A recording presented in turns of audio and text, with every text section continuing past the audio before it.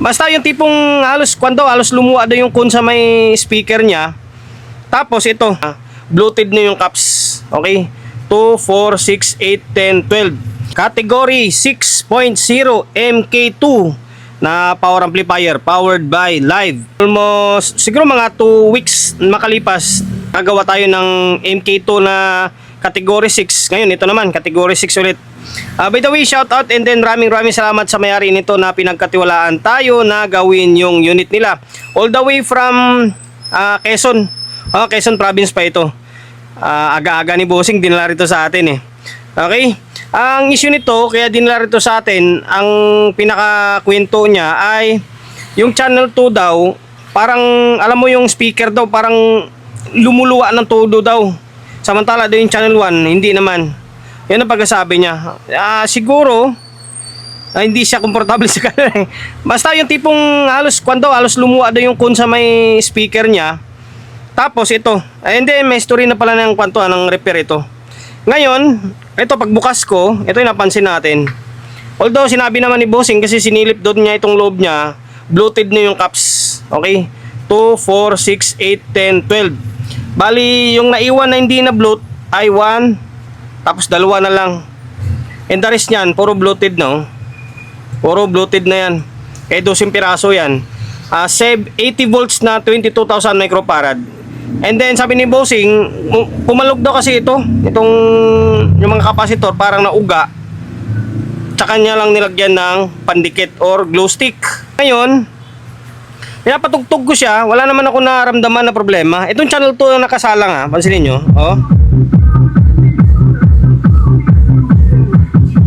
Okay naman, working naman, may audio naman siya.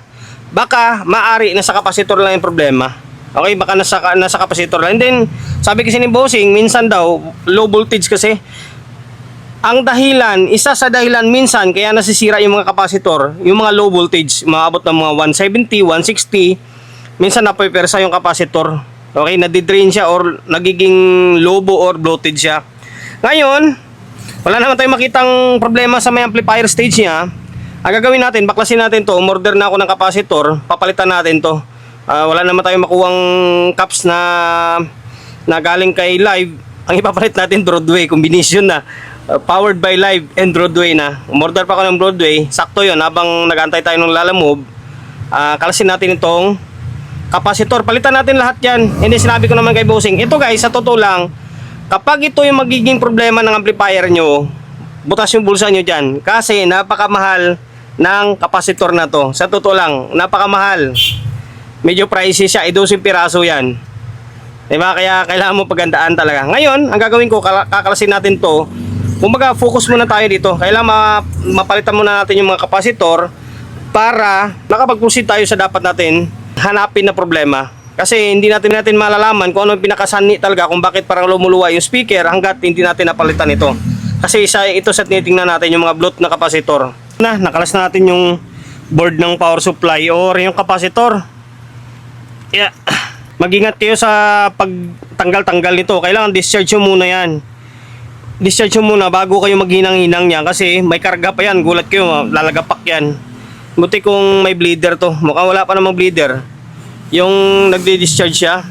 Basta i-discharge nyo muna, saka kayo magtanggal. Ito yung kapasitor niya. 80 by 22,000. 80 volts by 22,000 microfarad na G-Secon na brand. Okay, ngayon, tanggalin ko muna ito habang nag-antay tayo ng pamalit natin. Nakalas na natin yung kapasitor niya. Yan, malinis na nga siya. Tinanggal ko na yung kwan dyan, nakabara ng mga tingga. Ang diskarte dyan, hinangin nyo lang pa isa-isa. Hinangin nyo tapos hilahin nyo yung kapasitor. Matatanggal yan. Okay, huwag nyo nang gamitan ng sanction kasi gumamit kayo ng sanction matagal. Okay, kapag nahugot nyo na yung kapasitor, halimbawa nakaganito siya. Hinangin mo lang sa dito, by uga, ganyan. Hinangin mo sa kabila, by ganyan. Yung uga-uga pa hanggang sa makalabas siya. Ngayon, pag natanggal mo na yung kapasitor, o saga mo siya sangsyonin, palabas itong mga nakabara na tingga. Pero yung sasangsyonin mo siya, gamit ito, tapos yan yung paa ng kapasitor, wala, hindi mo matatanggal yan. Kasi double-sided ito. Kaya malinis na siya. Antay na lang ng kapasitor ng pamalit. Ngayon, ito yung mga tinanggal natin. 2, 4, 6, 8, 10, 12. kung nga, yung confirm nga, oh, halog na, oh. Diba? Kalog na. Eto, hindi pa siya ganun kakalog, pero alam mong malog na rin, oh. Diba? Mutunog na. Halos lahat talaga siya. Halos lahat. Lalo pa ito, mas malala ito. Ay, ito nga, medyo sukat pa, oh. Hindi pa siya ganun kakalog, oh. Pero bloated na. Ito, oh, kalog na rin. Basta halos lahat kalog talaga siya. Ito, hindi pa gaano, pero bloat na yung puwet niya. Ito, meron na rin. Yung iba, hindi pa siya ganun kalog, pero bloat na yung puwet niya.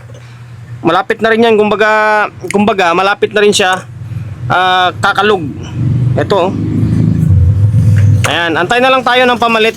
Dumating na yung gold natin na capacitor. Ang ganda ng kulay niya, gold na gold, oh. Kaya mahal kasi gold siya. Ayan, 100 na yung pinalit natin, ha. Yung stock nito, matangkad ba yung isa? Hindi, halos pares lang. Ito 80 volts lang ito, ha. 80 by 22,000. Kung tutusin, mas ahead pa ito. Mas may headroom pa siya kasi 100, oh. Pwede naman ako umorder ng 80 volts by 22,000 microfarad. Pero ako, kapag nagpalit ako ng capacitor, mas tinataasan ko yung voltahe. Di baling tumaas yung voltahe and then microfarad, wag lang bumaba. Kaya nilagay natin is 100 volts na 22,000 microfarad na. Okay? Ayan, mas mataas yung headroom nito. Compare mo dito, 80 volts lang ito. Okay? Ayan. Gold na gold yan. Palit lahat yan, ha. 3, 6, 9, 12. 12 piraso. Broadway pala ito. Brand name dito ay Broadway. Yan, Broadway. Wala naman tayong mabilhan na itong klaseng kapasitor. Pero lang siguro kung doon mismo sa may kay live mismo, hindi naman natin alam kung saan yung lugar ni live, eh. Okay, ngayon ipalit natin. 2 pins lang pala ito. Yan, 2 pins lang siya. Meron kasi mga kapasitor na 4 pins. Ito 2 pins lang din. Okay, yan, palit natin. Napalitan ko na ng kapasitor. Ang ganda niya tingnan, no? Tapos naglagay tayo ng sealant. Ayan, lagyan natin ng sealant para hindi siya mauga. Kasi once na dito tayo naglagay lang sa ilalim, dito, tapos pag biyahe yan, aalog pa rin siya. Aalog pa rin. Kaya mas maganda na dito ka maglagay sa taas. Yan, kasi pag nagkadikit-dikit sila lahat niyan, yung persa, hindi siya gagalaw. Okay? Kaya ganyan yung diskarte natin, nakadikit yan, no? Yan, sealant na clear. Okay? Ngayon, ibabalik natin sa may kwanto, ibabalik natin sa case, tapos i-wiring natin, tapos obserbahan natin kung ano pa yung pinaka-problema niya. Na ibalik na natin yung supply ng kapasitor, board ng kapasitor ba? Yan, ganda niya tingnan, no? Kombinasyon na. Okay, yan, dinagyan natin pandikit, ha. Medyo tuyo na rin siya. Pansin nyo, hindi siya mauga ba? Kasi nagkakadikit-dikit silang lahat, eh. Okay? Yan, tapos may ibibigay ko sa inyo na idea kapag nagkalas-kalas kayo nito, lagyan nyo ng tanda, picturean nyo, or maglagay kayo ng tanda na once na ibalik nyo, maibalik nyo ng maayos. Baka masama niyan, magkabali-baliktad yung linya, ayari kayo. Okay? Yan, ngayon, nanda ko yung tester ko kasi susukatan ko muna sana ng biasing to. Tingnan natin, ha. O natin.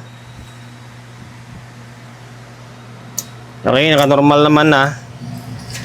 Actually, normal naman talaga ito, eh. Yung lang naman concern, eh, lumubo na kapasitor tapos parang lumuluwa na yung speaker, sabi ni Bossing. Kapag wala naman ako nakita, baka mamaya masama doon, naka-pisinvert yung crossover. Pabaliktad ba? Okay, tingnan natin. Medyo mataas yung bias dito, no? Dito sa kabila.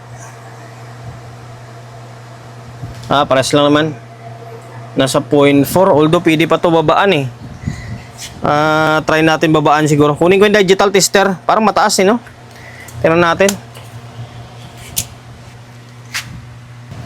Okay, bali ito. Digital tester yung panukat natin sa testing niya. Para makita natin kung ilan talaga. Mas accurate yung digital, eh. Okay, dito. Nasa kulang-kulang 0.4, no? Medyo mataas na. Nasa 0.4 na nga siya, oh. Nasa 0.4 na. Medyo malakas yan pero mainit. Mabilis uminit. Lalo kung nakakuha ka dyan. Lalo kung low voltage yan, alintik. Okay, nasa 0.4 nga. Pares naman pero pwede ibaba natin. Pwede ibaba to. Pwede nyong pihitin yung pwede nyong pihitin yung trimmer.